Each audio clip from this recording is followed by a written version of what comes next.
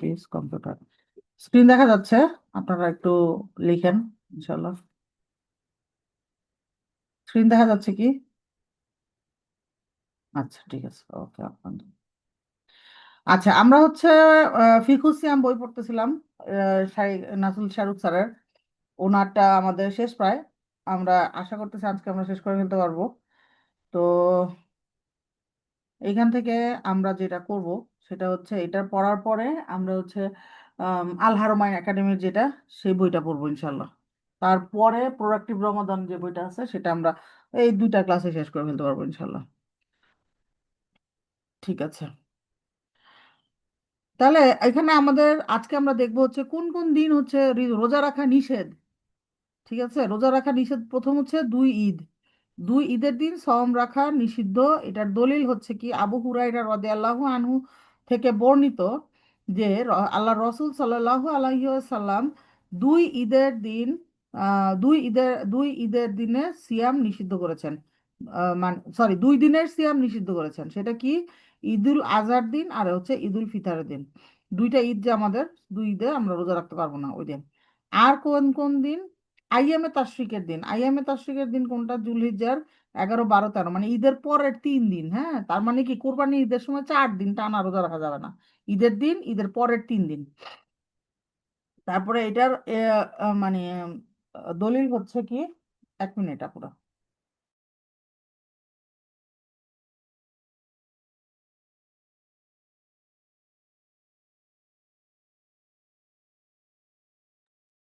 আচ্ছা, তাহলে এখানে বলছে যে খাও এই দিনগুলোতে, সেসব দিন যার ইফতারের ব্যাপারে আল্লাহ রসুল সাল্লাল্লাহু আলাইহি ওয়াসাল্লাম আমাদেরকে নির্দেশ দিতেন এবং এর সিয়াম পালনকে নিষেধ করতেন।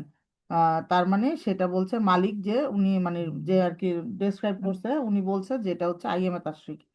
তবে এর ব্যতিক্রম হলো তামাত্তু হজ পালনকারী। তিনি যদি হজের পশু কুরবানি করার সামর্থ্যের অধিকারী না হন, তবে তাকে যে সিয়াম পালন করতে হয় তা এই দিনগুলোতে শুরু করা বৈধ। এগুলো হচ্ছে হজের আহকাম, হুকুম হাকাম, যেগুলো আমরা পরে কখনো যদি হজের ক্লাসগুলো করতে পারি তখন আমরা দেখব। এটা হচ্ছে যে দুই ধরনের হজ হয়, কিরান হজ আর তামাত্তু হজ।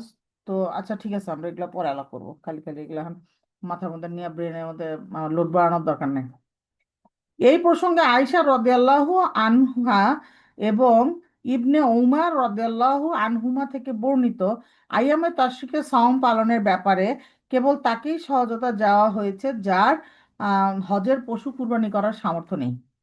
আচ্ছা, জুম্মার দিনকে এককভাবে সাওমের জন্য বাছাই করা, মানে শুধুমাত্র শুক্রবার করে রোজা রাখে না, এরকম অনেকে আছে যে করতে চায়। তো শুধুমাত্র করা যাবে না, জুম্মার আগে পরে রাখতে হবে। হয় বৃহস্পতি শুক্র রাখেন অথবা শুক্র শনি রাখেন, কোনো সমস্যা নাই, কিন্তু শুধুমাত্র জুম্মার দিনে রোজা রাখা যাবে না। তোমাদের কেউ যেন অবশ্যই জুম্মার দিনের সাথে তার পূর্বের অথবা পরের দিনকে যুক্ত করা ছাড়া সাওম পালন না করে। মুসলিমের এক ভাষ্যে বর্ণিত কি যে তোমরা সকল রাত্রির মাঝে জুমার রাত্রিকে কিয়ামের জন্য বেছে নিও না, এবং সকল দিবসের মাঝে জুমার দিবসকে সিয়ামের জন্য বেছে নিও না। তবে তোমাদেরকে অভ্যাসবশত যে সওম পালন করে তা যদি সেই সওমের দিন হয় তবে তা ব্যতিক্রম। আরো হাদিসে এসেছে যে জুহাইরিয়া বিনতে আল হারিস রাদিয়াল্লাহু আনহা থেকে বর্ণিত যে তিনি সম পালনরত অবস্থায় নবী সাল্লাল্লাহু আলাইহি সাল্লাম জুম্মার দিন তার নিকট আসলেন এবং বললেন, গতকাল সম পালন করেছিলে? তিনি বললেন, না। তো তিনি রাসূলুল্লাহ সাল্লাল্লাহু আলাইহি ওয়াসাল্লাম বললেন, আগামীকাল সম পালন করার ইরাদা আছে? তিনি বললেন, না।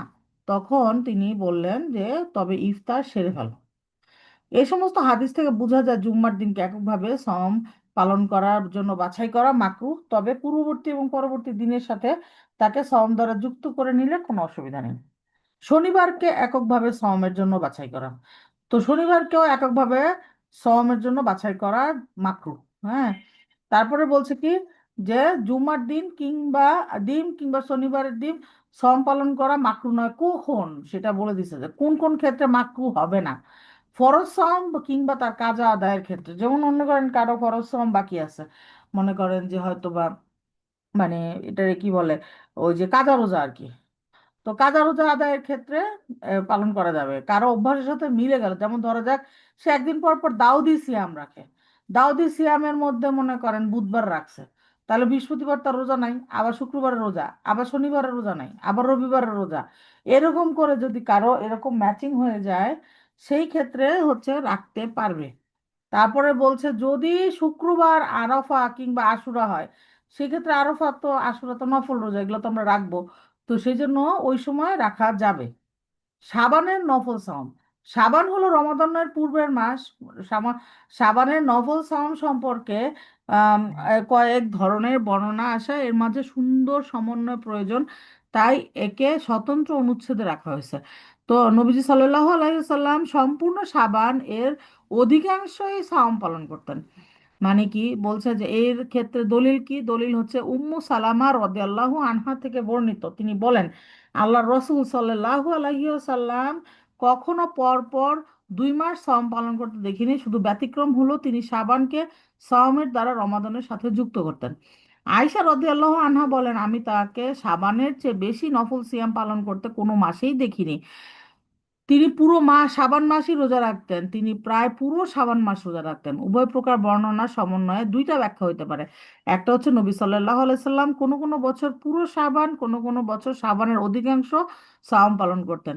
নবী সাল্লাল্লাহু আলাইহি সাল্লাম প্রায় পুরো শাবানই রোজা রাখতেন, কেননা তিনি এক্ষেত্রে আরবি ভাষার রীতি অনুযায়ী তিনি পুরো শাবান রোজা রেখেছেন, এ কথা বলা সিদ্ধ। তাই বলা যায় যে শাবানের অধিকাংশ বা পুরোটাই সাওম পালন করা মুস্তাহাব। আবু হুরাইরা রাদিয়াল্লাহু আনহু থেকে বর্ণিত, তিনি বলেন আল্লাহ রাসূল সাল্লাল্লাহু আলাইহি ওয়াসাল্লাম বলেছেন তোমরা 1 বা 2 দিনের সাওম দ্বারা রমাদানের অগ্রবর্তী হয়েও না, তবে ব্যতিক্রম হলো যে ব্যক্তি অভ্যাসবশত সাওম পালন করে সে সাওম পালন করুক। অপর এক হাদিসে এসেছে আবু হুরাইরা রাদিয়াল্লাহু আনহু থেকে বর্ণিত যে আল্লাহ রসুল সাল্লাল্লাহু আলাইহি সাল্লাম বলেন শাবানের অর্ধেক অতিবাহিত হওয়ার পর তোমরা সাওম পালন করো না। সর্বশেষ এই দুটো হাদিসকে এদের পূর্ববর্তী হাদিসগুলোর আলোকে বিবেচনা করে সিদ্ধান্তে যে সিদ্ধান্তে উপনীত হওয়া যায় তা হলো শাবানের প্রথম ভাগে সিয়াম পালন করেনি তার জন্য শুধুমাত্র দ্বিতীয় ভাগে এসে সাওমের জন্য বাছাই করা মাকরুহ। গোটা সাবান বা অধিকাংশ সাবানে সিয়াম পালন না করলে সাবানের শেষের 1-2 দিন নিষিদ্ধ বা হারাম। আর বিশেষভাবে শুদ্ধ হলো কি 30 সাবানের সাওম নিষিদ্ধ, মানে রোজার রমাদান শুরু হবে যেদিন তার আগের দিন রোজা রাখা। কারণ পূর্বরাত্রিতে মেঘলা কুয়াশাচ্ছন্ন ধূলিময় আবহাওয়ার কারণে চাঁদ দেখা না যায় যদি, তাহলে একে ইয়ামুশাক মানে হচ্ছে সংশয়ের দিন, কেননা চাঁদ না দেখার কারণে এই দিনটিকে গণনা করা হয়েছে। আর সম্ভাবনা আছে যে চাঁদ উঠেছিল কিন্তু দেখা যায়নি, এই দিনটি বিশেষভাবে নিষিদ্ধ হওয়ার কারণে নিম্নোক্ত হাদিসটি, যাতে আম্মার বিন ইয়াসির রাদিয়াল্লাহু আনহু বলেন এই যে যে এই দিনটিতে রোজা রাখলো সে আবুল কাসিম রাসূলুল্লাহ সাল্লাল্লাহু আলাইহি সাল্লামকে অমান্য করলো। মানে বেশি বোঝা যাবে না আর কি, যেটুকু হাদিসে আসছে যেইভাবে আসছে আমরা চেষ্টা করব সেইভাবেই পালন করতে। তো এখানে ক্লিয়ারলি বলে দিছে আমাদেরকে যে যদি কেউ রোজা রাখতে চায় সে কি করবে, রমাদানের আগের মাস শাবান মাসের চাইলে সে পুরোটা রোজা রাখতে পারে। আবার কি করতে পারে যে প্রথমে 15 দিন রাখলো না, সে গিয়ে স্পেশালি আচ্ছা রমাদানের কাছে চলে আসছে এখন একটু বেশি বেশি রাখবো না, এটা করা যাবে না। প্রথম থেকে যদি পুরোটা রাখে ইটস ওকে, কিন্তু প্রথম থেকে পুরোটা না রাখলে এই সেকেন্ড হাফে গিয়ে জোর দেওয়া যাবে না। আবার সেকেন্ড হাফ পুরো মাস যে রাখে না সে একেবারে রমাদানের আগের 2 দিন রোজা রাখতে পারবে না, এগুলা হচ্ছে কি মাকরুহ। এখন বলছে যে এই দিনগুলোর সাওম পালনের ব্যাপারে নিষেধাজ্ঞা থেকে যাদেরকে অব্যাহতি দেওয়া হয়েছে, যারা প্রায় গোটা সাবান মাসি কি করছে রোজা রাখছে। তারপর হচ্ছে যারা তাদের নফল সাওম পালনের ব্যাপারে অভ্যাস অনুযায়ী ওই দিনগুলোতে সাওম পালন করবে, যেমন কারো যদি প্রতি সোমবার সাওম পালনের অভ্যাস থাকে এবং সাবানের 30 তারিখে সোমবার হয় তাহলে অসুবিধা নেই, ওই যে যেটা বলতেছিল যে যদি অভ্যাস বশত করে থাকে সেক্ষেত্রে কোনো প্রবলেম নাই। তেমনি কেউ যদি একদিন পর পর সাওম পালন অভ্যস্ত হয় তদানুযায়ী 30 তারিখে রোজা রাখে সেই ক্ষেত্রেও সমস্যা নাই ইত্যাদি, এগুলোর দলিল এর আগেই দেওয়া হয়েছে। আর ব্যতিক্রম হচ্ছে বলছে যে নবী সাল্লাল্লাহু আলাইহি ওয়াসাল্লাম বলছেন যে তবে ব্যতিক্রম হলো যে এমন ব্যক্তি যে অভ্যাসবশত সাওম পালন করে সে সেই সাওম পালন করুক, কোনো ইস্যু নাই। এখন রমাদানে খুবই ইম্পর্টেন্ট আমাদের জন্য রমাদানের শেষ 10 দিনের আমল আমাদের কি হয়। আমরা মানে 1 নাম্বার হচ্ছে যে যাই করি না করি রমাদানের আগে যতটুকুই প্রিপারেশন নেই, রমাদানটা শুরু হইলো না, শুরু হওয়ার পরে আমরা কি করব, আমরা হচ্ছে প্রথম 10 দিন খুব চেষ্টা করবো একেবারে এমন ইবাদত করব, ইবাদত অনেক বেশি করে কোনো রকমে 10টা গেল, পরে ধরে বাঁধে 15টা পর্যন্ত যাব আমরা। 15টা পর্যন্ত যাওয়ার পরে শেষ, তারপরে শুরু হয়ে যায় ঈদের শপিং। তো এটা করা যাবে না। আমরা বারবারই সবাইকে আমরা বলতেছি যে আমরা চেঞ্জ করব আমাদের লাইফস্টাইল, থিঙ্কিং অ্যাঙ্গেল, সব কিছু আমাদের কি করতে হবে, চেঞ্জ করতে হবে। কারণ কি? কারণ হচ্ছে আমরা তো জানতাম না, এখন জানছি যে ও এটা বেশি ইম্পর্টেন্ট। সো আমাকে মানতে হবে, জানি না শুধু বসে থাকলে হবে না, পুরা জানার সাথে সাথে আমরা আল্লাহ সুবহানাহু ওয়া তাআলার কাছে দোয়া করব যেন আল্লাহ সুবহানাহু ওয়া তাআলা আমাদেরকে মানার ব্যবস্থা করে দেন। তো আমাদের কি করতে হবে, রমাদানের শুরু থেকে শেষ পর্যন্ত প্রত্যেকটা দিন আমরা দেখব যেন আগের দিনের চেয়ে বেটার হয়। মানে কি, 1 নম্বর রমাদানে আমার ইবাদতের কোয়ালিটি তার 30 নম্বর রমাদানে ইবাদতের কোয়ালিটি যেন 30 টাইমস গ্রেটার হয়, 30 টাইমস কনসেন্ট্রেটেড হয়। আর শপিং টপিং এগুলো ম্যানেজমেন্টের ব্যাপারে আমি যেটা বলছি সবাই সঙ্গে শেয়ার করছি, সবাই শেয়ার করে, এগুলো আমরা নিজেদেরকে রিমাইন্ড করব বারবার, হ্যাঁ, যে আমরা কি করব, এখন থেকে শপিং করেন। এই মাসে বেতন পাইলে এখন কিছু করে রাখেন শপিং, আগামী মাসে বেতন পাইলে কিছু করে রাখেন শপিং। নট নেসেসারি যে আপনার বোনাস পাইলে সেই বোনাসের টাকা দিয়েই কিনতে হবে। নট নেসেসারি যে রমাদনের মধ্যে একেবারে 25 রমাদন 20 রমাদনের পরে গিয়ে বাজারে গিয়ে শপিং করতে হবে, কোনো দরকার নাই। যদি কেউ এরকম চিন্তা করেন যে আমি আমার আত্মীয় স্বজনরা অনেক কিছু দেই, গরিব মানুষদেরকে দেই, ইটস ওকে, আপনি এখন করে রাখেন। রমাদানের মধ্যে কোনো খাতির নাই আপুরা, খুব ফোকাস দিয়ে শুনবেন, খুব ফোকাস দিয়ে চিন্তা করবেন। রমাদান হচ্ছে আমাদের সঙ্গে আল্লাহ সুবহানাহু ওয়া তাআলার সঙ্গে আমাদের একটা কানেকশন রেডি করার একটা সময়। আল্লাহ আমাদেরকে বোনাস দিবেন ওই সময়। আমরা সারাটা বছর কষ্ট করছি, সারাটা বছর কষ্ট করে ফরজ ইবাদত পালন করছি, তারপরে রমাদানে আমাদের হচ্ছে বোনাস দেওয়ার টাইম। তো বোনাস ধুয়ে কেউ কি ঘুরে বেড়াবে? এরকম কি হয়েছে কখনো কোনো অফিসে যে সারা বছর যারা চাকরি করছে ঈদের সময় তাদেরকে বোনাসের জন্য রাখছে, আর সবাই বোনাস টোনাস রাইখা পার্কে ঘুরতে চলে গেছে? হয়েছে এরকম? না। তো আলটিমেটলি আমরা যদি কাজও করি, ইম্পর্টেন্ট কাজ করলে সেগুলো ছাইড়া ছুঁড়ে গিয়ে বোনাসের জন্য দাঁড়ায় থাকতে হয়। নর্মাল নর্মাল নর্মাল প্র্যাকটিসে এটা। তো আলটিমেটলি আমরা কেন ধর্মের ব্যাপারে, রিলিজিয়নের ব্যাপারে উদাসীন? আমাদের রমাদান হচ্ছে বোনাসের টাইম। এখন মনে করেন কেউ একজন চাকরিই করে নাই, সে যদি আইসা সারাদিনেও বোনাসের জন্য দাঁড়ায় থাকে, কোনো অফিসে দিবে বোনাস? কেউ দিবে না। কিন্তু আল্লাহ সুবহানাহু ওয়া তাআলা দিবেন। কিন্তু তার মানে এটা না যে সারা বছর নামাজ পড়ছে সে আর যে সারা বছর নামাজ পড়ে নাই রমাদানে আইসা সে নামাজ পড়া তারা দুজন সমান হয়ে যাবে, এটা কখনোই হবে না। কারণ মিসকাল যাররাতিন খায়রা ইয়ারা, আল্লাহ সুবহানাহু ওয়া তাআলার কাছে অনু পরিমাণ সৎকর্মের হিসাব আলাদা থাকবে। সো আমরা এরকম কখনোই মনে করব না যে আল্লাহ এরা তো বোকা, এরা সারা বছর নামাজ পড়ে, আমি তো রমাদানে নামাজ পড়ি একেবারে আল্লাহর প্রিয় হয়ে যাব। অবশ্যই প্রিয় হওয়া যাবে, কিন্তু যে সারা বছর ইবাদত করছে তার চেয়ে প্রিয় তো আর হওয়া যাবে না। সেই জন্য আমরা বোকামি করব না। যে আবার অনেকে এরকম মনে করে যে আমি সারা বছর পড়ছি আমার আর রমাদানও পড়া লাগবে না। ইয়া রব, এটা যেন কখনোই আমাদের মাথায় না আসে যে সারাটা বছর চাকরি করলাম আল্লাহ সুবহানাহু ওয়া তাআলার, এখন বোনাসের টাইমে আইসা আমি আর চাকরি করব না, এটা কি হয় কখনো? কখনোই হয় না। সো আমরা কি করব, অবশ্যই অবশ্যই রমাদানের ব্যাপারে সেলফিশ হইতে হবে। আমি বারবারই বলছি সবাইকে, সেলফিশ হইতে হবে যে আমি আর কিছু জানি না, আমি চাই শুধুমাত্র এবং শুধুমাত্র আল্লাহর সন্তুষ্টি। রমাদানের ব্যাপারে আমার কারোর সঙ্গে কোনো খাতির নাই। এবং কারোর সঙ্গে যে কোনো খাতির নাই এটা এমন না যে আপনি সকালবেলা ঘুম থেকে উঠছেন আজকে পয়লা রমাদান আপনি সবাই বলবেন যে ওকে আমি তোমাদের কাউরে চিনি না। এটা হবে না। এটা ফ্যামিলিতে থাকি আমরা, হ্যাঁ, আমাদের সবার ফ্যামিলি মেম্বার্স আছে, বাচ্চারা আছে, আমাদের দায়িত্ব আছে, দায়িত্ব তো অবহেলা করা যাবে না। এই জন্য আমরা কি করব, এখন থেকে ম্যানেজমেন্ট করব, সবার মাথার মধ্যে ঢুকাবো যে yes Ramadan is a special thing.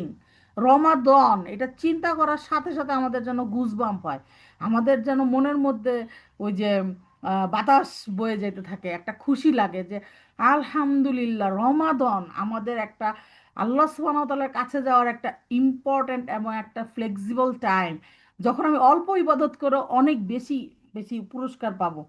তো এই সময়টা আমরা কখনোই কোনো কোনো অবহেলা, কোনোভাবেই অবহেলা করব না। রান্না করে করে বস্তায় বস্তায় ইফতারি বানাবো না, ইফতারি বস্তায় বস্তায় সেহরি বানাবো না। যেরকম সেম আমরা মানে শপিং এ বাজারে ঘুরে ঘুরে সবচেয়ে নিকৃষ্ট জায়গা, আল্লাহ সুবহানাহু ওয়া তাআলার সবচেয়ে অপছন্দের জায়গা হচ্ছে মার্কেট প্লেস, যেখানে মানুষ শপিং করে। তো ওই জায়গায়, অপছন্দের জায়গায় গিয়ে আমি সময় নষ্ট করব না। হ্যাঁ, আমরা, শুনো না, পুরো এখন ঘটনা হচ্ছে যে অনেকে এক এক ধরনের প্যাটার্নের ফ্যামিলি থাকে। অনেক ফ্যামিলি আছে যারা হচ্ছে যে ওই যে ঈদের সময় নতুন ডিজাইনের পোশাক না পরলে তাদের ঈদ হয় না। ঘটনাটা হচ্ছে, ঈদের মধ্যে যে নতুন পোশাকই পরতে হবে এটা কিন্তু ম্যান্ডেটরি না। ঈদের মধ্যে পরিষ্কার পরিচ্ছন্ন পোশাক পরতে হবে। এখন আমার অনেক পোশাক আছে, আমার যদি নতুন পোশাক না কিনলে হয়, ইটস ওকে, কোনো সমস্যা নাই। আমরা যে কোনো সময় নতুন পোশাক কিনতে পারি। রমাদানের মধ্যে আমার ইম্পর্ট্যান্ট টাইম নষ্ট করে আমি শপিংয়ে গিয়ে পরে থাকবো, কোনো লাভ নাই। আপনি আপনার 20 জন আত্মীয় স্বজনের জন্য রমাদানের মধ্যে ঘুরে ঘুরে শপিং করতে পারেন, কিন্তু কাউকে কি খুশি করতে পারবেন? কাউকে খুশি করতে পারবেন না। সম্ভব না। দুনিয়াতে মানুষকে খুশি করা সবচেয়ে কঠিন কাজ, কিন্তু আল্লাহকে খুশি করা সবচেয়ে সহজ কাজ। সো আমরা কি করব? সহজ কাজটা করব। আমরা রমাদানের, যদি কাউকে শপিং করে দিতেই ইচ্ছা করে আপনার, আপনি শপিং করে দেন, কিন্তু রমাদানের আগে শেষ করেন। যদি মনে করেন যে কাউকে টাকা দিয়ে হয়ে যাবে, তাহলে সে আত্মীয়কে টাকা দিয়ে দেন। আমি জানি যে শপিংটা করে দিলে কিছু টাকা কম হয়। মনে করেন হয়তো বা আমি 2000 টাকা বাজেট করছি, 2000 টাকার মধ্যে আমি শপিং শেষ করতে পারবো, কিন্তু একজনকে দিলে 2000-এ হবে না, আমার 2500 বা 3000 যাবে। ইটস ওকে, আল্লাহ বারাকা দিবেন, আপনি টাকা নিয়ে টেনশন করবেন না। তো আলটিমেটলি আমরা শপিংয়ে যাব না, এটা একেবারে হারাম। নিজের মধ্যে নিজের উপর হারাম করে নেয় না মানুষজন? এই শপিংয়ে যাওয়াটা আমি হারাম করে নিলাম, যে আমি যাব না শপিংয়ে। শপিং আমি আগেই করে রাখবো। কাউকে সবাইকে বলবেন, আত্মীয় স্বজন বা ফ্যামিলি মেম্বারদের বলবেন যে তোমাদের কিছু কিনতে ইচ্ছা করলো আমরা বলো, আমি এখন কিনে দিচ্ছি। রোজার মধ্যে from the first to 30th Ramadan আমার কিছু বলা যাবে না। আমরা নিজেদের গন্তব্য নিজেরাই ঠিক করব। হ্যাঁ, আমাদেরকে কেউ হেল্প করবে না। আমাদেরকে কেউ হেল্প করবে না, বিশ্বাস করেন। আপনি যতই কিছু করেন আপনার ফ্যামিলির জন্য, আজকে মারা গেলে কালকের থেকে কেউ কাউরে চিনবো না আমরা। ফ্যামিলি ফ্রেন্ডস যাই বলেন না কেন, কেউ কাউকে চিনবে না। এই দুনিয়া থেকে চলে যাওয়ার পরে আমাদের সম্পর্কগুলো হবে শুধুমাত্র অ্যাকুইজিশনের। সে আমাকে বলে নাই, সে আমাকে দাওয়াত দেয় নাই, সে আমাকে নামাজ পড়ার কথা বলে নাই, সে আমাকে দিনের পথে দাওয়াত দেয় নাই, সে আমাকে বুঝায় নাই, আল্লাহ আমাকে নিষেধ করে নাই। সন্তানরা বলবে আমাকে নিষেধ করে নাই পাপ করতে, তাইলে আমি কি করব? আমাকে শিক্ষা দেয় নাই। এইগুলাই হবে একে অপরের উপরে খালি কেন? সূরা আবাসাতে বলা হয়েছে যে সবাই সবাইকে দেখে পালাবে, আত্মীয় স্বজন বন্ধু বান্ধব সবাই। সূরা আবাসাতে বলা হয়েছে না? কেন বলা হয়েছে? কারণ আসলেই এটা ঘটবে। কোরআনের ব্যাপারে আমাদের বিশ্বাস কি থাকবে? সামি আনা বা এত আনা, শুনলাম এবং মেনে নিলাম। তো কোরআনে আসছে যে সবাই সবাইকে দেখে পালাবে। কেন পালাবে? এই অ্যাকুইজিশনের ভয়ে পালাবে। দেখলেই বলবে, বাবা মা বলবে যে পোলাপানরা তো আমি বলছিলাম, আল্লাহ পোলাপানে শুনে না, ওগরে ওদেরটা বুঝাও। সন্তানরা বাপ মারা দেখলে বলবে, আল্লাহ আল্লাহ, এই যে আমার বাপ মা আমাকে বলে নাই নামাজের কথা, আমার বাপ মা যদি বলতো আমি তো অবশ্যই কোরআন পড়তাম। ব্যাপারটা হচ্ছে এই রকম আর কি, যে আলটিমেটলি এই দুনিয়া থেকে যাওয়ার পরে আমার কারোর সাথে আর সুখকর কোনো সম্পর্ক হবে না, till we enter into the paradise. সবাই জান্নাতুল ফেরদৌসে চলে যান, আলহামদুলিল্লাহ আলহামদুলিল্লাহ, সেখানে গিয়ে খুশি। কিন্তু তার আগ পর্যন্ত একে অপরকে খালি অ্যাকুইজিশন হবে। সো এত মরে যাওয়ার কোনো কারণ নাই কারো কারো মানুষের খুশির জন্য। এখন মনে করেন কেউ যদি বলে, মনে করেন আমার সন্তান, আমার বাচ্চা, আমি আমার ফ্যামিলিতে বলি যে আমার 2টা মেয়ে, এখন যদি কেউ বলে আমাকে যে মা আমাকে ঈদের মধ্যে অবশ্যই আমি লেটেস্ট ডিজাইনের ড্রেস পরবো, ইটস ওকে, পরো, কিন্তু এটা ঈদের 3 দিন পরে পরো। কারণ ঈদের পরে মার্কেট খুলবে, তখন গিয়ে কিনে দিব। কিন্তু ঈদের রোজার মধ্যে বাইরে হতে পারবো না, সরি। কেউ কেউ আমার পক্ষে দাঁড়াবে না যে আহা, আমার জন্যই তো সেই ইবাদত করতে পারে না, আল্লাহ তারা মাফ করে দেন। এরকম আমি দেখছি অনেক আত্মীয় স্বজন বলে, আচ্ছা থাক, আজকে হিজাব না পড়লে কিছু হবে না, থাক, কিয়ামতের দিন আমি বলবো না আল্লাহরে। ওরে খুশি! কেউ বলবে কখনো বলেন? কোনো সুস্থ মস্তিষ্কে মানুষকে এটা বিশ্বাস করবে? কেউ বিশ্বাস করবে না। সো আলটিমেটলি এই জিনিস ঘটবে না। বিফ মানে ফর শিওর যে কেউ কারো দায় নিবে না কিয়ামতের দিন, বরং দায় দিবে। সে আমাকে জানাই নাই, সে আমাকে বলে নাই, এরকম বলবে। কিন্তু আমরা যদি আমাদের দায়িত্বটুকু পালন করি, যে আমি আমার বাচ্চাকে বলছি যে বাবা এটার ভুল, এরপরেও সে ভুল যায় না, ও সে পাপ করছে, সেটার জন্য তো আর সে আর কিয়ামতের দিন আমাকে অ্যাকিউজ করতে পারবে না। তো এই জন্য আমরা কি করব? আমরা নিজেরা জানবো, জানার সাথে সাথে ফ্যামিলি মেম্বারদের জানাবো আপুরা। নাইলে দেখবেন ফ্যামিলিতে অশান্তি। এখন মনে করেন আপনি আপনার ফ্যামিলিতে সারা বছর টিল নাও আমি বলে দিচ্ছি বলতে চাই যে আপনারা হয়তো বা এরকম হইতে পারে যে অনেক ফ্যামিলিতে আছে না একদম পুরো ডাইনিং টেবিল ভরা ইফতারি থাকে, 20 পদের 30 পদের ইফতারি থাকে। সেই ফ্যামিলি হঠাৎ করে প্রথম রোজার দিন কথা নাই বার্তা নাই আপনি যদি খালি ছোলা মুড়ি নিয়ে বসে যান, তাহলে কি আপনার ফ্যামিলি মানবে বলেন? মানবে না। এমন হইচই শুরু করবে, তারপরে কি হবে, আপনার ইবাদতের শান্তি নষ্ট হয়ে যাবে। তো আমাদের ইবাদতে শান্তিও রাখতে হবে, তাই না? ফ্যামিলির মধ্যে ঝগড়াঝাটি করা এত কোনো লাভ নাই। সো আপনি এখন থেকেই আমরা কি করবো, ফ্যামিলির লোকজনকে বুঝাবো যে রমাদান আমাদের ইবাদতের জন্য স্পেশাল, নট খাওয়া দাওয়ার জন্য।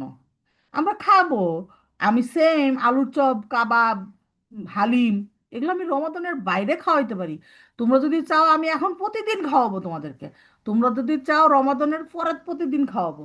কিন্তু প্লিজ রমাদানের মধ্যে লিমিট, লিমিট ইয়োর খানাপিনাস, লিস্ট অফ খানাপিনা লিমিট করতে হবে। তারপরে হচ্ছে যে অনেকে আরেকটা বলে যে যেগুলা এগুলো খুবই কমন কথাবার্তা, প্রতি ক্লাসেই বলি, অনেকদিন পরে আমরা ক্লাস শুরু করছি এই জন্য আমি একটু রিভিউ করতেছি, যে নিজেরা রিমাইন্ড করতে নিজেরা রিমাইন্ড করতেছি আর কি, আপনাদেরকে না, আমার নিজেরাই বলতেছি। যে অনেকেই বলে যে আত্মীয় স্বজনদের দাওয়াত কইরা খাওয়ালে অনেক সওয়াব। অবশ্যই সওয়াব, কিন্তু সেটা কতটুকু? এখন আমার আত্মীয়, আমি যারা দাওয়াত করব, সে তার বাসাতে 50 পদের ইফতারি দেয়া, ইফতারি করে, আইটেম দিয়ে ইফতারি করে। আমার বাসায় সে আসলো, আমি তাকে 100 পদের আইটেম দিয়ে ইফতারি করাইলাম। এটা কি কোনো ধরনের কোনো পজিটিভ কোনো সাইন? কোনো পজিটিভ সাইন না। আমার বাসায় আমার আত্মীয়কে আমি দাওয়াত দিলাম, এমন আত্মীয়কে দাওয়াত দিলাম যে ইফতারি করতে পারে না, বা যার বাসায় হয়তো বা সে একটা দুইটা আইটেম দিয়ে ইফতারি করে, এবং আমি আমার ইবাদতে কোনো ধরনের কোনো হ্যাম্পার না ঘটায় তাকে 10টা আইটেম দিয়ে ইফতারি করায় দিলাম। আলহামদুলিল্লাহ। আমার ইবাদত ঠিক রেখা তারপরে আমার হচ্ছে আত্মীয় স্বজনকে খাওয়াইতে হবে। এখন এইটা আমাদের, মানে এই ব্যাপারটা হচ্ছে যে আমাদের নিজেদের বলে যে নিজের বুঝ পাগলেও বুঝে। তা আমরা কি এতই পাগল হয়ে গেছি যে আমরা নিজের বুঝটাও বুঝতেছি না?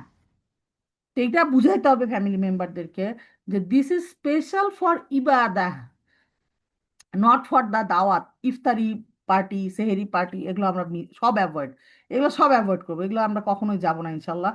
এবং সবাই এখন থেকে বুঝান প্লিজ, সবাই আত্মীয় স্বজনদেরকে বলে না অনেকে একটা জিনিস দেখবেন, এটা হচ্ছে হিউম্যান সাইকোলজি। একটা ভুল কথা আপনার সামনে যদি 10 বার বলা হয়, 20 বার বলা হয়, আপনার এক সময় মনে হবে ও এটা সত্য হইতেও পারে। কিন্তু দেখেন এটা হচ্ছে একটা হক কথা যে কেয়ামতের দিন কেউ কারো পরে কথা বলবে না। রমাদান হচ্ছে আল্লাহ সুবহানাহু ওয়া তাআলার ইবাদতের জন্য স্পেশাল। তাইলে আমরা কেন রমাদানে ইবাদত ছাড়া অন্য সব কিছু করে বেড়াবো? এই জিনিসগুলা আমাকে বারবার ক্র্যাপসিং করতে হবে। এখন ক্র্যাপসিং এমন সময় করবেন না যে সময় করলে মানুষ বিরক্ত হবে। খুবই ভালো সময়, সুন্দর সময় সবার সঙ্গে বলবেন, বারবার বলবেন। সপ্তাহে 2 দিন বলেন, একদিন বলেন, বলতে বলতে বলতে বলতে সবাই বুঝবে যে ও আচ্ছা হ্যাঁ ইফতারি আসলে এত বেশি করা যাবে না। একেবারে গরম গরম ইফতারি খাইতে হবে, একেবারে চুলার উপর থেকে ভাজা নামায় খাইতে হবে, এরকম যেন আমাদের মেন্টালিটি না থাকে। আচ্ছা ইটস ওকে, আমরা ইফতারি খাইলেই হয়েছে, বাঁচার জন্য ইফতারি খাওয়া, ঠিক আছে? তো এরকম করে আমরা এখন থেকে বুঝাবো সবাইকে যে please help us, help us. আমি এখন করে দিচ্ছি, এখন খাও, ঈদের পরে খাও, রমাদানের 10টা 30টা দিন please excuse us, excuse everyone, যেন আমরা ইবাদতটাকে প্রায়োরিটি দিই। হ্যাঁ, এখন আমরা দেখব যে রমাদানের শেষ দশকের আমলসমূহ, রমাদানের শেষ 10 রাত্রি, এই সম্পর্কে হাদিসে বর্ণিত আয়েশা রাদিয়াল্লাহু আনহা বলেন, আর রাসূলুল্লাহ সাল্লাল্লাহু আলাইহি ওয়াসাল্লাম শেষ দশকে ইবাদতে এমন সাধনা করতেন যে পরিমাণ সাধনা তিনি অন্য সময় করতেন না। আয়েশা রাদিয়াল্লাহু আনহা থেকে আরো বর্ণিত, তিনি বলেন 10 রাত্রি শুরু হলে নবী সাল্লাল্লাহু আলাইহি সাল্লাম কোমর বেঁধে বাঁধতেন, রাত জেগে ইবাদত করতেন এবং তার পরিবারকে জাগিয়ে দিতেন। এগুলো আমরা আস্তে আস্তে প্র্যাকটিস করব। এগুলো নট নেসেসারি যে আপনি একেবারে মানে হঠাৎ করে করে ফেলতে পারবেন। এটা আমরা স্লোলি স্লোলি প্র্যাকটিস করব, যে রাতে একটু বেশি সময় জাগা, কিভাবে ম্যানেজ করা যাবে, যে রাতে একটু বেশি সময় জাগলে দিনে কখন ঘুমানো যায় বা কখন কি কাজ করা যায়। এখন আমি যদি সারাদিন কাজ করি, তাহলে কি আমি যত প্র্যাকটিসে থাকুক আমি কি দাঁড়াইতে পারবো রাতে? পারবো না। পারলেও ঘুম আসে, আমি দেখছি আমার আমার আসে, যে আমি সারাদিন যেদিন একটু বেশি পরিশ্রম হয়ে যায় সেদিন দেখা যায় যে রাতের বেলা দাঁড়াইলেও ঘুমে সেন্সই থাকে না। মানে দাঁড়াইছি কিন্তু মানে একটা হচ্ছে মাইন্ড, একটা হচ্ছে ব্রেইন। মাইন্ড ঠিক আছে, অন্তর থেকে দাঁড়াতে চায় কিন্তু ব্রেইন ডেড হয়ে যায়। তো আলটিমেটলি এরকম সবার ক্ষেত্রেই হয়, আমরা সবাই হিউম্যান সাইকেল, হিউম্যান, সো আমাদের সবারই মোরাললেস একই রকম দশা হওয়ার কথা আর কি। তো এই জন্য আমরা কি করব, আমরা হচ্ছে এখন থেকে প্র্যাকটিস করব যে কিভাবে আমরা রাতে একটু তাহাজ্জুদের সময় একটু আগে উঠতে পারি, তারপরে মনে করেন রাতে ঘুমানোর সময় একটু আর্লি ঘুমাইতে পারি। আমাদের আর্লি ঘুমানো মানে কিন্তু আমরা মানে যেরকম বলি যে 11টা 12টা আর্লি, 11টা 12টা না, রমাদানে আপনাকে 9টায় ঘুমায় যেতে হবে। 9টায়, এখন 9টায় তো শুলেই ঘুম আসবে না। এখন আপনি 10টায় প্র্যাকটিস করেন, তারপরে আধা ঘন্টা আগে 9:30 করতে পারবেন, তারপরে গিয়ে 10টা হবে বা 9টা হবে। এখন 9টায় ঘুমালে কি লাভ? আমরা যেটা বলছি যে আমরা রমাদানে ঘুমের টাইম সাইকেলটা চেঞ্জ করব, যে কি করব, 9টা থেকে 12টা ঘুমাবো। 10টার থেকে মনে করেন 9টা থেকে 12টা ঘুমাইলাম, অথবা 10টা থেকে 1টা, ওই সময় উঠে গিয়ে তাহাজ্জুদটা শেষ রাতে পড়েন, তাহাজ্জুদ বলতেছি তারাবিটা শেষ রাতে পড়েন। এইভাবে করা যায়। এখন অনেকে বলবে আমার বাসায় বাচ্চা আছে, ডেফিনেটলি আমি এটা সবার জন্য মানে বলতেছি না যে এটা একেবারে রিকমেন্ডেড এটাই করেন। প্রত্যেকটা ইন্ডিভিজুয়ালের ফ্যামিলি স্টেটাস, বাচ্চা কাচ্চার স্টেটাস সব কিছু ডিফারেন্ট। তো আপনারা আপনাদের ফ্যামিলির সাথে আপনাদের বাচ্চা কাচ্চার সাথে হ্যাবিচুয়েটেড, আমি একটা গাইডলাইন আর কি, জাস্ট যে এরকম করতে পারে, আপনি 1 ঘন্টা আগে যান 1 ঘন্টা পিছিয়ে যান বাচ্চা কাচ্চার স্টেটাস অনুযায়ী, ঠিক আছে? কিন্তু এখন থেকে যদি আমরা প্র্যাকটিস শুরু করি তাহলে ইনশাল্লাহ আমরা কাছাকাছি যাইতে পারবো। এখন বলছে অতএব একজন মুসলিমের কর্তব্য হলো ইবাদতে মশগুল থেকে এই মূল্যবান সময়কে অতিবাহিত করে আখিরাতের পাথেয় বৃদ্ধি করে নেওয়া, মৃত্যু এসে যাওয়ার পূর্বেই জীবনকে কাজে লাগানো। এই 10 রাত্রির বিশেষত্ব হচ্ছে এর মাঝেই রয়েছে লাইলাতুল কদর, যা হাজার মাসের চাইতে উত্তম, অর্থাৎ এই রাত্রির ইবাদত 83 বছরের অধিক সময় এর ইবাদতের সমতুল্য। লাইলাতুল কদরের কিছু বৈশিষ্ট্য, এখন ঘটনা হচ্ছে কি আমরা এমন ফোকাস, আমাদের ফোকাসগুলো কি করে, মানে আমাদের যে শত্রু, চিরশত্রু যে, সে হচ্ছে আমাদের ফোকাসগুলো সরায় দেয়। আমাদের ফোকাস থাকবে কোথায়?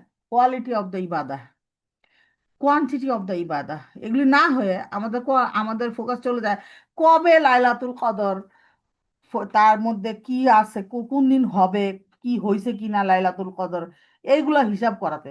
এইগুলা হিসাব মানে আমরা করব না, আমরা প্রতিদিন ইবাদত করব। তারপরে তর্ক করে মানুষজন, বলে যে আম, কি বলে এটাকে, যে আমেরিকা যেদিন বেজোর সেদিন তো বাংলাদেশে জোর, তাহলে কেমনে হিসাব হবে? সরি। তো এই কারণে আমরা কি করব, যে এগুলোর মধ্যে ফোকাস দেব না। এগুলা নিয়ে আর কথাবার্তা বলার লোক আছে, আমি বলি যেটা, যে আমি হচ্ছে আদার ব্যাপারী, আমার জাহাজের খবর নিয়ে লাভ নেই। আমি ইবাদত করে যাচ্ছি, মাইক্রো লেভেলের ইবাদত আমাদেরটা এখন।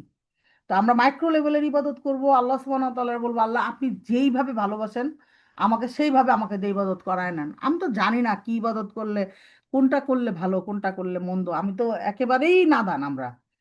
যে আমরা এখন কি অবস্থা, আমাদের ফেসবুকে যা দেখি সবই সত্য লাগে, ফেসবুকে ইউটিউবে যা দেখি সবই সত্য লাগে।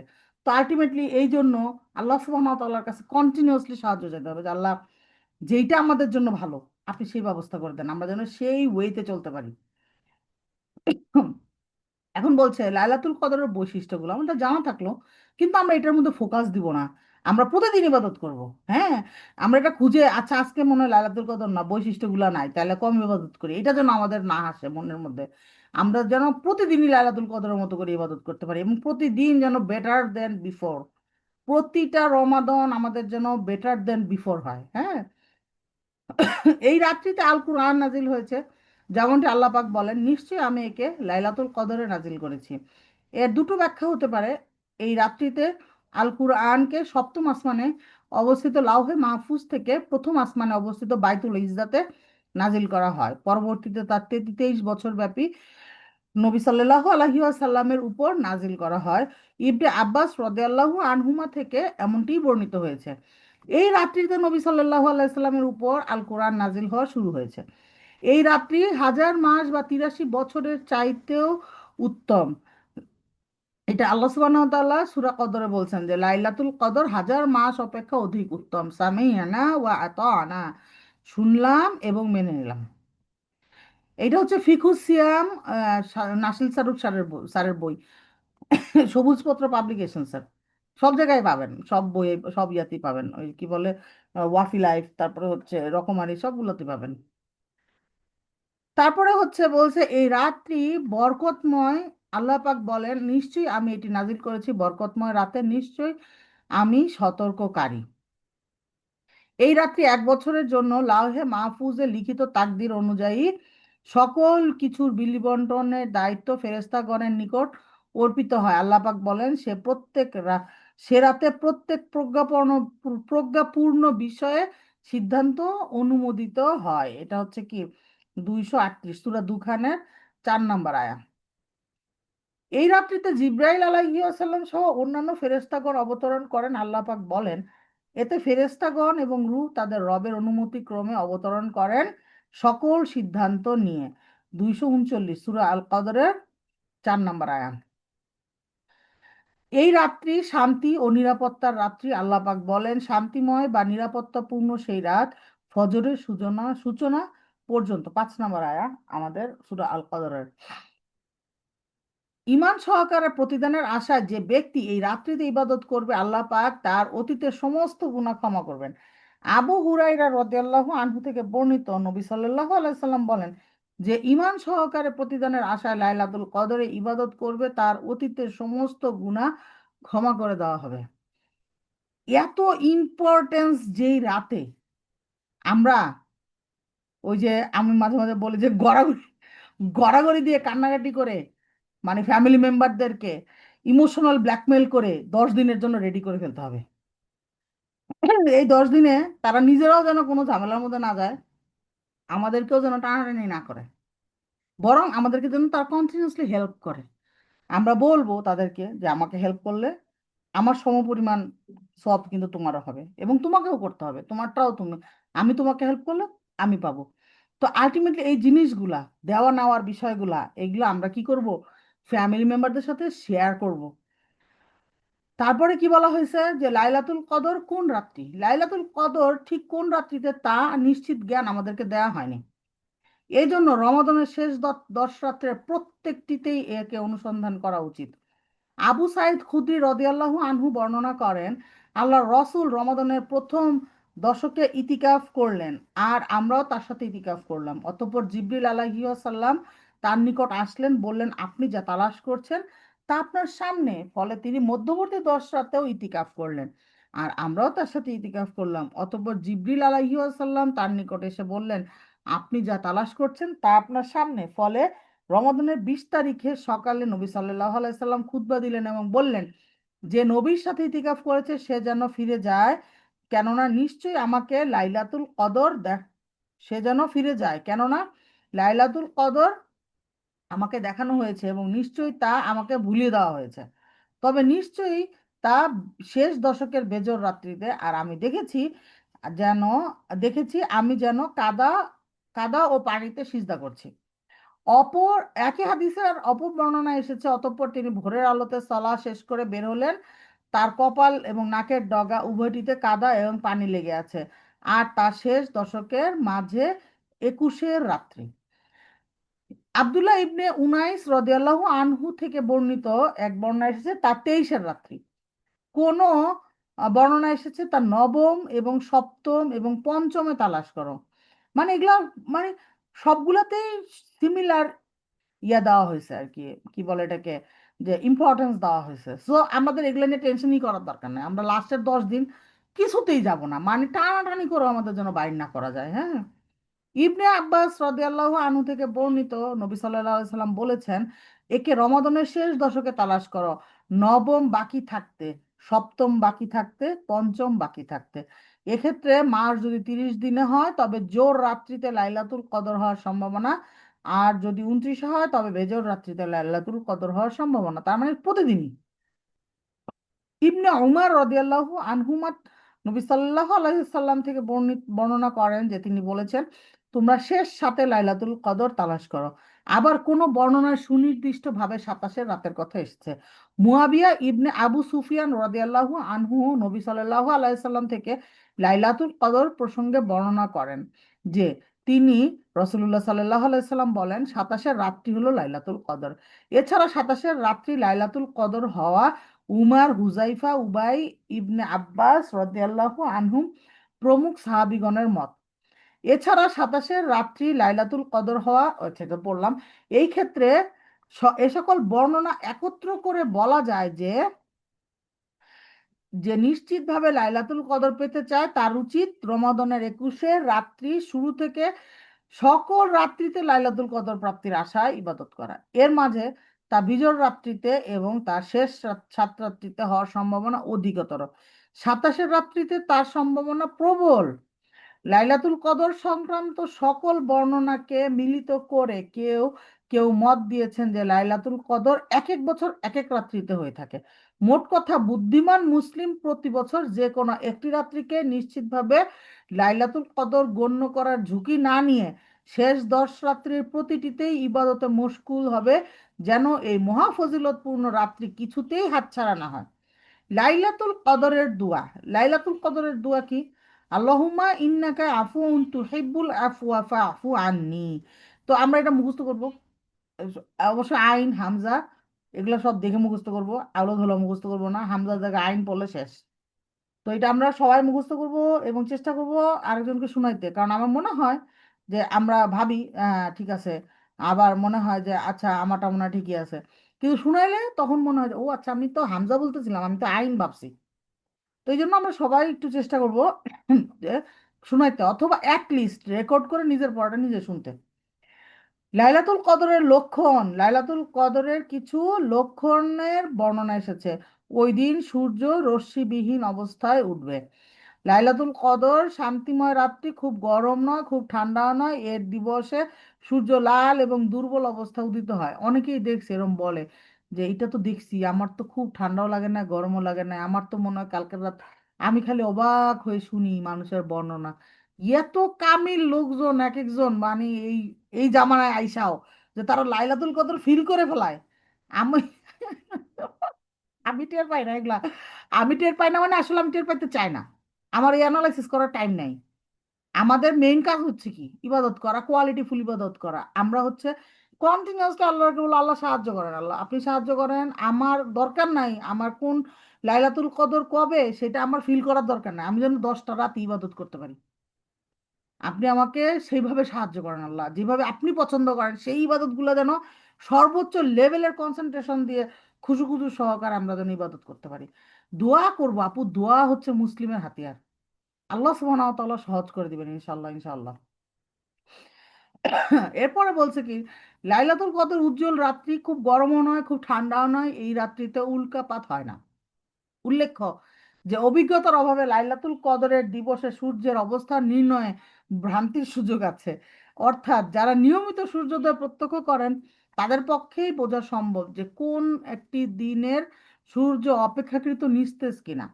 যাই হোক, লাইলাতুল কদরের ফজিলত অর্জনের জন্য এর লক্ষণ নির্ণয় করতে পারা জরুরি নয়, বরং যে রমাদানের শেষ দশকে রাত্রিতে ইবাদত করবে সে নিশ্চিতভাবেই লাইলাতুল কদর লাভ করবে আলহামদুলিল্লাহ। তো আমরা ফোকাসগুলো ঠিক করব। আমাদের নিশ্চিতভাবে আমার জানার কোনো দরকার নাই, আমি চাই না জানতে। আমি চাই 10 দিন ইবাদত করতে। আল্লাহ সুবহানাহু ওয়া তাআলার কাছে কন্টিনিউয়াসলি এই দোয়া করবো যে আল্লাহ আপনি যেভাবে খুশি হন আমি যেন 10টা দিন সেইভাবে ইবাদত করে যেতে পারি। আল্লাহ জানে একমাত্র যে আমাদের মধ্যে থেকে কে কে আমরা ওই পর্যন্ত যাইতে পারবো, কে কে রমাদানের সবটি রোজা রাখতে পারবো।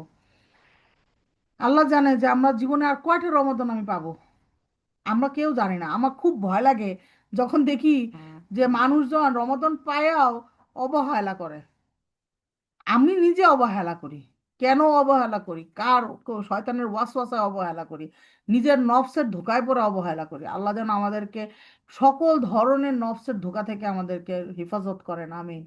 আমরা যেন আল্লাহ সুবহানাহু ওয়া তাআলার প্রিয় সব ধরনের ইবাদতগুলো আমরা যেন বেশি বেশি করতে পারি, একদম হায়েস্ট লেভেলের খুশু খুশু সহকারে করতে পারি। আমরা আল্লাহ সুবহানাহু ওয়া তাআলা আমাদের সবাইকে সেইভাবে কবুল করে নিন, আমিন। রমাদানের কিয়ামুল লাইল, রাতের নামাজ কিরকম হবে? বলছে রমাদানের রাত্রি নফল সালাতকে তারাবি নামকরণ হয়ে থাকে। রমাদানে এই সালাত আদায় করা সুন্নত মুআক্কাদা। নবী সাল্লাল্লাহু আলাইহি সাল্লাম বলেন যে ঈমান সহকারে সওয়াবের আশায় রমাদানে কিয়াম করলো তার অতীতের সকল গুনাহ ক্ষমা করে দেওয়া হবে। তো এগুলো কিন্তু সব হাদিস, সহি হাদিস, হ্যাঁ। তো আমরা এগুলোর ব্যাপারে সহি হাদিস এবং কোরআনের আয়ার ব্যাপারে আমাদের বিশ্বাস কেমন হবে? সামি আনা ওয়া আনা, শুনলাম এবং মেনে নিলাম। এগুলোর ব্যাপারে আমাদের কোনো কনফিউশন নাই। এই সলাতে জামাতের সাথে আদায় করা মুস্তাহাব। হাদিসে বর্ণিত আয়েশা রাদিয়াল্লাহু আনহা থেকে বর্ণিত যে রাসূল সাল্লাল্লাহু আলাইহি ওয়াসাল্লাম এক রাত্রিতে মসজিদে সালাত আদায় করলেন, লোকেরাও তার সাথে সালাত আদায় করলো। তার পরবর্তী রাত্রিতেও আদায় করলেন। এবার লোকের সংখ্যা বাড়লো, তারপর তৃতীয় রাত্রি এবং চতুর্থ রাত্রিতে তারা জড়ো হলেন, কিন্তু রাসূল সাল্লাল্লাহু আলাইহি সাল্লাম তাদের তাদের উদ্দেশ্যে বের হলেন না। ভোর হলে বললেন, তোমরা যা করেছো তা আমি দেখেছি, এবং তোমাদের উদ্দেশ্যে বের হতে আমাকে কেবল এটাই বাধা দিয়েছে যে আমি ভয় করেছি যে তোমাদের প্রতি তা ফরজ না হয়ে যায়। আর এটা ছিল রমাদানে। অর্থাৎ রমাদানে তারাবি ওয়াজিব বা বাধ্যতামূলক হয়ে যাওয়ার ভয়ে প্রথম 2-3 দিন জামাতের সাথে এই সলাৎ আদায়ের পর নবী সাল্লাল্লাহু আলাইহি ওয়াসাল্লাম তা জামাতে আদায় করা পরিত্যাগ করেন। তবে তার ওফাতের পরে এই ভয় না থাকায় তারাবির জামাতে আদায় করা মুস্তাহাব হিসেবে গণ্য হবে, যেহেতু নবী সাল্লাল্লাহু আলাইহি ওয়াসাল্লাম সাহাবীদেরকে নিয়ে তা জামাতের সাথে আদায় করেছেন। তাছাড়াও হাদিসে বর্ণিত আবু যর রাদিয়াল্লাহু আনহু থেকে বর্ণিত, তিনি বলেন, হে আল্লাহর রসূল সাল্লাল্লাহু আলাইহি যে আল্লাহর রসূল সাল্লাল্লাহু আলাইহি ওয়াসাল্লাম বলেন যে ইমামের সাথে তিনি শেষ করা পর্যন্ত দণ্ডায়মান থাকলো তার জন্য গোটা রাত্রির কিয়াম লিখিত হবে। আরো বর্ণিত আব্দুল্লাহ আব্দুর রহমান বিন আবদ আল করি বর্ণিত যে তিনি বলেন, উমার ইবনে খত্তাব রাদিয়াল্লাহু আনহু এর সাথে এক রমাদানে তার এক মসজিদে এক রাত্রিতে মসজিদের দিকে রওনা হলাম। লোকেরা খন্ড খন্ড সমষ্টিতে বিভক্ত ছিল। এক ব্যক্তি একাকী সালাত আদায় করছে, এক ব্যক্তির সাথে তার এক দল লোক সালাত আদায় করছে। উমার রাদিয়াল্লাহু আনহু বললেন, আমার মনে হয় এদেরকে একজন করির অধীনে একত্রিত করে দিলে অধিকতর উত্তম হয়। অতঃপর তিনি মনস্থির করলেন এবং তাদেরকে উবাই ইবনে কাব রাদিয়াল্লাহু আনহু এর অধীনে একত্র করে দিলেন। তারাবির সলাতের সংখ্যা কত? আরে কি মারামারি কাটাকাটি! এগুলো হচ্ছে ফোকাস পয়েন্ট না আমাদের, বারবারই বলতেছি, এগুলো আমাদের ফোকাস পয়েন্ট না। আমাদের ফোকাস পয়েন্ট কোয়ান্টিটি না, কোয়ালিটি। নামাজের কোয়ালিটি দেখতে হবে। প্রথমত, তারাবির সলাতে এমন কোনো সংখ্যা নির্ধারিত নেই যা অতিক্রম করা যাবে না। এর সপক্ষে দলিল আল্লাহ রসুল সাল্লাল্লাহু আলাইহি ওয়াসাল্লামের বক্তব্য, রাত্রি সালাত দুই দুই করে, আর যখন তোমাদের কেউ ফজর হয়ে যাওয়ার আশঙ্কা করে তখন এক রাকাত পড়ে নেবে, যা ইতিপূর্বে আদায়কৃত সালাতকে বেজর করে দিবে। এই হাদিসটি প্রমাণ করে যে রাত্রির সালাত দুই দুই রাকাত করে পড়তে হবে। এর কোনো সীমা নেই। যদি এর কোনো অলঙ্ঘনীয় সীমা থাকতো তবে অবশ্যই এই হাদিসে নবী সাল্লাল্লাহু আলাইহি ওয়াসাল্লাম তা বলে দিতেন। তবে যদি রাত্রির সালাতের সর্বোত্তম পন্থা জানতে চাওয়া হয় তবে এর জবাব হলো বিতর সহ 11 বা 13 রাকাত আদায় করা সর্বোত্তম, কেননা এটা ছিল রমাদানে। আর অন্য সময় নবী সাল্লাল্লাহু আলাইহি ওয়াসাল্লামের আমল তিনি এর বেশি করতেন, এর বেশি করতেন না। আবু সালামা ইবনে আব্দুর রহমান আয়েশা রাদিয়াল্লাহু আনহাকে এই সম্পর্কে জিজ্ঞেস করলে আয়েশা রাদিয়াল্লাহু আনহা বলেন, আল্লাহ রসুল সাল্লাল্লাহু আলাইহি ওয়াসাল্লাম রমাদানে কিংবা এছাড়া অন্য সময়ে 11 রাকাতের অধিক করতেন না, 4 রাকাত পড়তেন। এর দৈর্ঘ্য এবং সৌন্দর্য সম্পর্কে জিজ্ঞেস করো না। এরপর আরো 4 রাকাত পড়তেন। এর দৈর্ঘ্য এবং সৌন্দর্য সম্পর্কেও জিজ্ঞেস করো না। এরপর 3 রাকাত পড়তেন। অপর হাদিসে রাত্রি সলা সম্পর্কে ইবনে আব্বাস রাদিয়াল্লাহু আনহুমা থেকে বর্ণিত, নবী সাল্লাল্লাহু আলাইহি ওয়াসাল্লামের সলাত ছিল 13 রাকাত। এই হাদিসগুলোতে আল্লাহ রসুলের রাত্রি সলাতের যে বিবরণ রয়েছে সেটাই রাত্রি সলাতের সর্বোত্তম রূপ, কেননা নবী সাল্লাল্লাহু আলাইহি সাল্লাম তা নিয়মিত করতেন, কিন্তু তা বাধ্যতামূলক নয়, কেননা তা নবীর কাজ, নির্দেশ নয়। আর এর পূর্ববর্তী হাদিসটিও প্রমাণ করে যে 11 রাকাত বাধ্যতামূলক নয়। তাই যদি তাই হতো তবে নবী সাল্লাল্লাহু আলাইহি সাল্লাম তা উল্লেখ করতেন। 20 রাকাত তারাবির ভিত্তি কি? উমর রাদিয়াল্লাহু আনহু 20 রাকাত তারাবির প্রচলন করেন বলে 4জন তাবিঈ থেকে বিবরণ পাওয়া যায়। আসাইব বিন ইয়াজিদ থেকে এ সংক্রান্ত বর্ণনা এসেছে আব্দুর রাজ্জাকের মুসান্নাফে, ইবনুল জাদ এর মুসনাদে, বাইহাকি সুনানে। ইয়াজিদ বিন রুমান থেকে সম্পর্কিত বর্ণনা এসেছে ইমাম মালিকের মুয়াত্তায়, মানে এগুলো সব সব হাদিসের বই, হ্যাঁ। এরপরে বলছে কি যে এই সকল রিওয়ায়েতের একত্র করলে উমার রাদিয়াল্লাহু আনহু যুগে 20 রাকাত তারাবি চালু থাকার বিষয়টি প্রমাণিত। আলী রাদিয়াল্লাহু আনহু এবং উবাই ইবনে কাব রাদিয়াল্লাহু আনহু থেকেও 20 রাকাতের বিষয়টি বর্ণিত। আর এটাই সুতাইর বিন সাকল, মানে এগুলো সব হচ্ছে মানে আমাদের ইয়ার কি আউলামা, তো তাদের হচ্ছে যে প্রমুখের বর্ণনা এবং মত 20 টাকাতের মত দিচ্ছেন ওনারা সবাই। এই প্রসঙ্গে ইবনে তাইমিয়া রহিমাহুল্লাহ বলেন, এটাই প্রমাণিত যে উবাই ইবনে কাব রাদিয়াল্লাহু আনহু লোকেদের নিয়ে রমাদানের কিয়ামে 20 রাকাত আদায় করতেন এবং 3 রাকাত দিয়ে বেজর করতেন। তাই অনেক আলিম মনে করেছেন যে তা সুন্নাহ, কেননা তিনি তা মুহাজির এবং আনসারদের উপস্থিতিতে প্রতিষ্ঠা করেন এবং কোনো আপত্তি উত্থাপনকারী আপত্তি করে নাই। এই জন্য বলা হয় যে তারাবির সালাতের রাকাত সংখ্যার ব্যাপারে প্রশস্ততা রয়েছে। এই বিষয়ে মুসলিম ভাইদের মাঝে মতভেদ সৃষ্টি হলো, এর কারণে তাদের অন্তরে বিদ্বেষ কিংবা ঘৃণার জন্ম নেওয়াটা মোটেও সমীচীন নয়। বরং এই ধরনের মতভেদের ক্ষেত্রে বক্ষকে ভাইয়ের জন্য প্রশস্ত করে দিতে হয়। আর মসজিদ কিংবা এলাকার নিজেদের জন্য যে কয় রাকাতকে উপযোগী মনে করে সে কয় রাকাতে তাদের সেই সংখ্যার উপরে আমল করতে দেওয়া উচিত। মানে এগুলো নিয়ে যুদ্ধ করার কিছু নাই, আমরা তো একেবারে যুদ্ধ করে ফেলি বাবারে বাবা। মারামারি করো, মারামারিও লাগে না, মারামারিও লাগে এলাকায় এলাকায় শুনছি। ইতিকাফ খুবই ইম্পর্টেন্ট এবং আমাদের জন্য খুবই ট্রিকি বিষয়। ইতিকাফ অনেকে কি করে, ঘরের মধ্যে বাচ্চা কাচ্চারা বলে তোরা টিভি দেখ, আমি যাই একটু ইতিকাফ করে আসি। তার কি ইতিকাফ হবে? হবে না। অনেকে বাচ্চা কাচ্চারা বলে তোরা টিভি দেখ, আমি একটু তারাবির ছলাটা জামাতে পড়ে আসি। হবে? হবে না। মহিলাদের জন্য ইবাদতের মানে বিশেষ করে ফরজ ছাড়া, ফরজ তো সবার জন্য সমান, কিন্তু নফল ইবাদত সুন্নাহ ইবাদত পালন করার ক্ষেত্রে আমাদের বুঝতে হবে যে আমাদের জন্য কোনটা প্রায়োরিটি। আমাদের সবাইকে প্রায়োরিটাইজ করতে হবে, সব জিনিসপত্র এলোমেলো করা যাবে না। তো আল্লাহর ইবাদতের উদ্দেশ্যে মসজিদে অবস্থান করা কি ইতিকাফ বলা হয়? ইতিকাফ শরীয়ত সম্মত হওয়ার বিষয়ে কুরআন সুন্নাহ ইজমা দ্বারা প্রমাণিত। আল্লাহ পাক বলেন, আর আমি ইব্রাহিম এবং ইসমাইলকে দায়িত্ব দিয়েছিলাম যে তোমরা আমার গৃহকে তাওয়াফকারী, ইতিকাফকারী এবং রুকুকারী সিজদাকারীর জন্য পবিত্র করো। আর তোমরা মসজিদে ইতিকাফরত অবস্থায় স্ত্রীদের সাথে মিলিত হও না। হাদিসে আয়েশা রাদিয়াল্লাহু আনহা থেকে বর্ণিত যে তিনি রমাদানের শেষ দশকে ইতিকাফ করতেন, আল্লাহ তার ঘটনা ওফাত ঘটানো পর্যন্ত। এরপর তার স্ত্রীগণ তার পরবর্তীতে তার পরি তার পরবর্তীতে ইতিকাফ করতেন। এছাড়া এই বিষয়ে ইজমা রয়েছে যে বলে একাধিক আলিম উল্লেখ করেছেন। 1 মিনিট।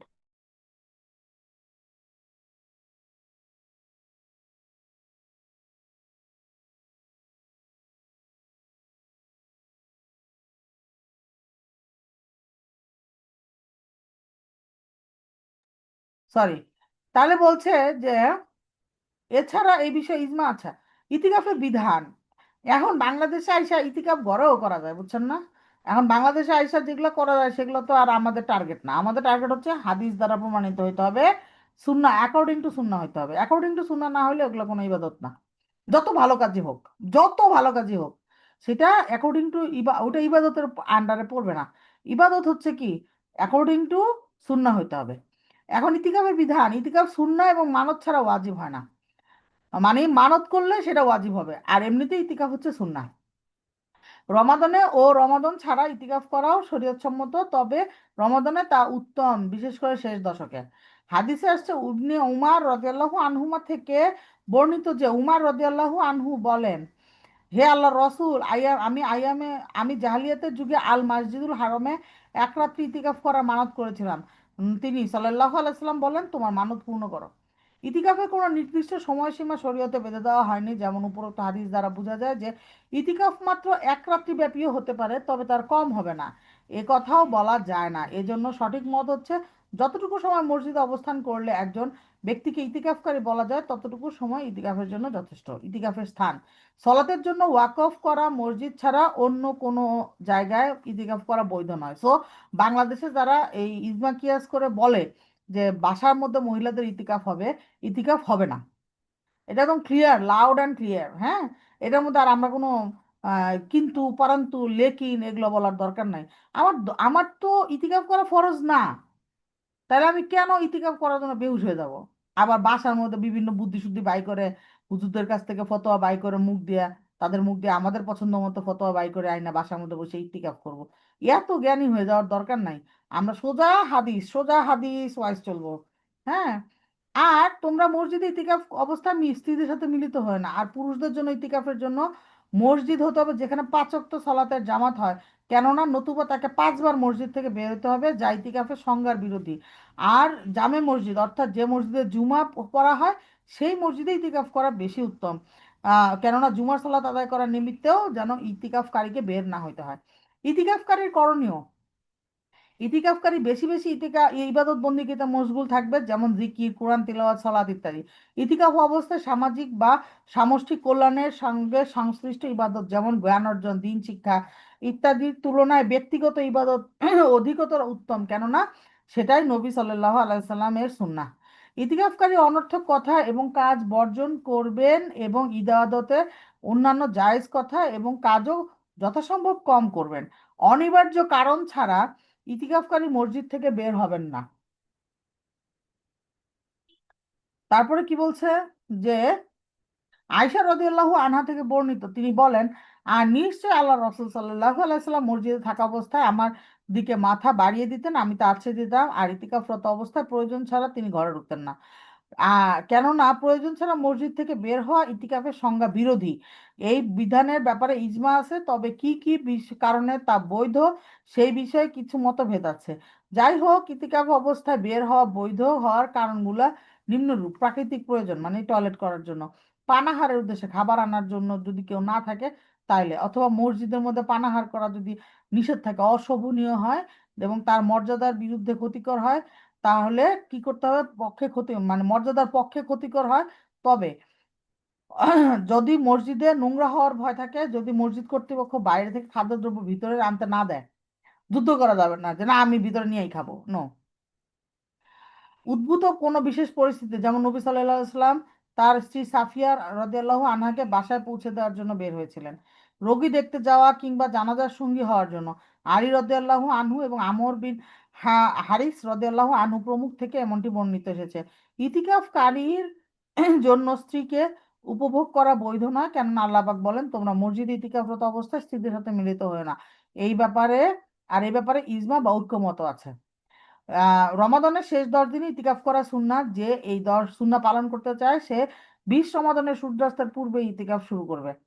নারীর ইতিকাফ: পুরুষের মতোই নারীরাও ইতিকাফ করতে পারেন রমাদানের শেষ দশকে। নারীর ইতিকাফের জন্য নারীদের জন্য সুন্নাহ। হাদিসে আয়েশা রাদিয়াল্লাহু আনহা থেকে বর্ণিত যে তিনি বলেন, রাসূলুল্লাহ সাল্লাল্লাহু আলাইহি ওয়াসাল্লাম শেষ দশকে ইতিকাফ করতেন, আল্লাহ তার ওফাতের ঘটনা ঘটানো পর্যন্ত। এরপর তার স্ত্রীগণ তার পরবর্তীতে ইতিকাফ করতেন। নারীর ইতিকাফের জন্য স্বামীর অনুমতি প্রয়োজন, খুব ইম্পর্ট্যান্ট। যদি না দেয় ইতিকাফের জন্য, আমরা তো জানি যে আমাদের মানে ভালো কাজের নিয়ত করার সাথে সাথে সওয়াব পাওয়া যাবে। এখন আমি নিয়ত করছি আমার জামাই আমাকে দিল না যাইতে, সেটা তো আমার ইতিকাফের সওয়াব তো হয়েই যাবে সে যদি না যেতে দেয়। এছাড়া নারীর ইতিকাফের কারণে কোনো ফিতনার সম্ভাবনা না থাকলে তবেই তা বৈধ। এখন আমি মসজিদে গেলাম, কি হা হা হি হি করলাম জোরে জোরে, তারপর আমি কারণে অকারণে নর্মাল নামাজের হিজাব একটা পরে বাইরে গেলাম, এমনিতেই মানুষজন বেটারা আমাকে দেখলো, এগুলো এরকম এরকম ভয়ঙ্কর ফিতনা ফাসাদ আমরা তৈরি করার জন্য মসজিদে যাব না। হ্যাঁ, কেননা জায়েজ মুস্তাহাব কোনো কিছু যদি হারামের পথ উন্মুক্ত করে দেয় তবে সে নিষিদ্ধ হিসেবে গণ্য হবে। নারীর ঘরে ইতিকাফ বিশুদ্ধ নয়, কেননা ইতিকাফের স্থান মসজিদ, যেমনটি পূর্বে আলোচনা করা হয়েছে। নারীর ক্ষেত্রে ইতিকাফ মসজিদে হতে হবে। এর সপক্ষে অপর একটি দলিল হলো যে নবী সাল্লাল্লাহু আলাইহি সাল্লামের স্ত্রীগণ তার কাছে মসজিদে ইতিকাফের অনুমতি চেয়েছিলেন, অতঃপর তিনি তাদেরকে অনুমতি দেন। তবে নারীদের ক্ষেত্রে এমন মসজিদে ইতিকাফ হতে হবে, মসজিদেও ইতিকাফ হতে পারে যেখানে জামাত হয় না। কারণ কি? কারণ মসজিদে তো জামাত পড়া তো মহিলাদের জন্য জরুরি না। জাকাতুল ফিতর খুবই ইম্পর্টেন্ট, খুবই ডিটেলস। আমরা ফিতর নিয়ে কথা বলবো, জাকাত নিয়ে স্যারের আলাদা একটা বই আছে, আমরা সেটা পড়বো পরে। এখন এটা যেটা জাকাতুল ফিতর, এটা আবার জাকাত মনে করেন না কেউ, এটা হচ্ছে ফিতরা, বাংলাদেশে বাংলা ভাষায় ফিতরা। রমাদানের সওমের সমাপ্তি উপলক্ষে যে দান করা হয় তাকে বলা হয় জাকাতুল ফিতর।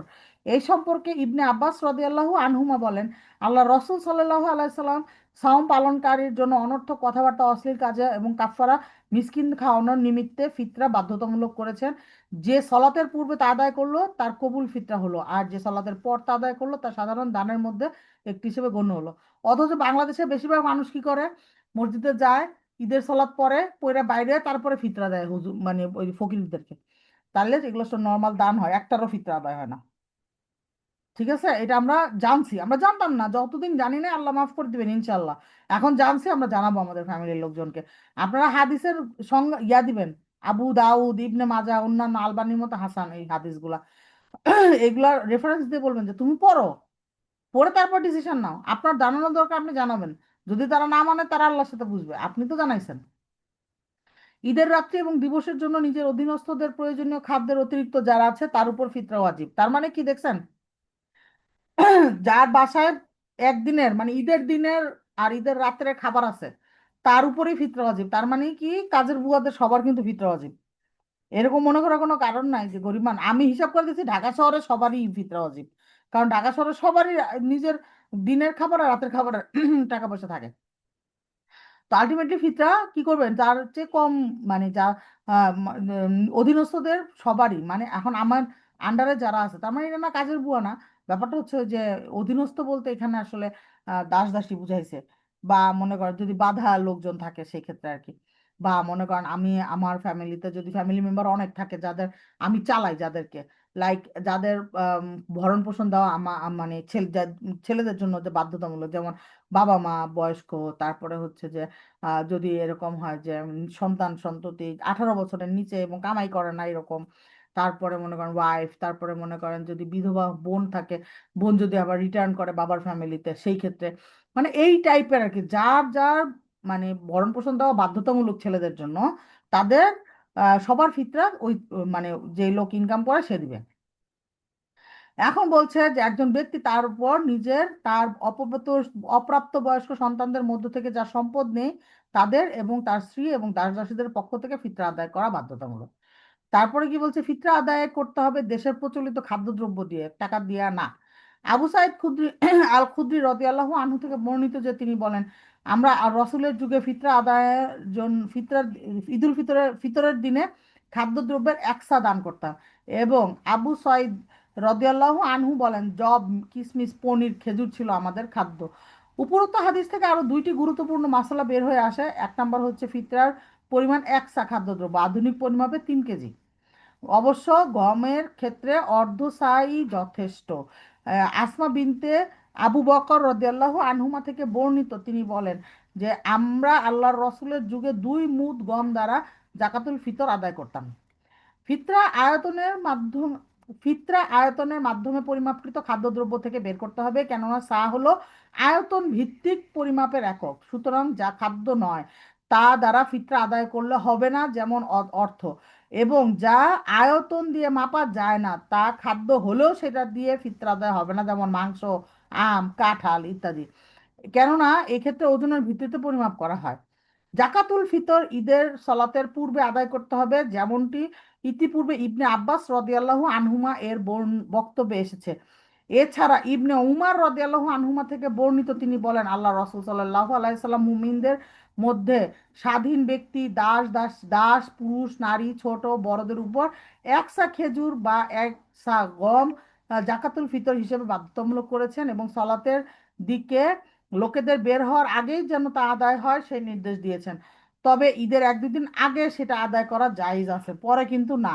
নাফি থেকে বর্ণিত, ইবনে উমার রাদিয়াল্লাহু আনহুমা যা যারা যা নিত তাদেরকে তা দিতেন এবং ফিতরের 1 অথবা 2 দিন আগে তা দান করতেন। জাকাতুল ফিতর মিসকিনরা পাবে, তবে শরীয়তে তাদের সংখ্যা নির্ধারণ করা হয়নি, তাই একজনের ফিতরা একাধিক মিসকিনকে দেওয়া যাবে, আবার একাধিক মিসকিন মানুষের ফিতরা একজন মিসকিনকেও দেওয়া যাবে। আহ আলহামদুলিল্লাহ, জাযাকুমুল্লাহু খায়র, আলহামদুলিল্লাহ পড়তে পারছি। সুবহানাকাল্লাহুম্মা ওয়া বিহামদিকা, নাশহাদু আল্লা ইলাহা ইল্লা আনতা, নাস্তাগফিরুকা ওয়া নাতুবু ইলাইক। আসসালামু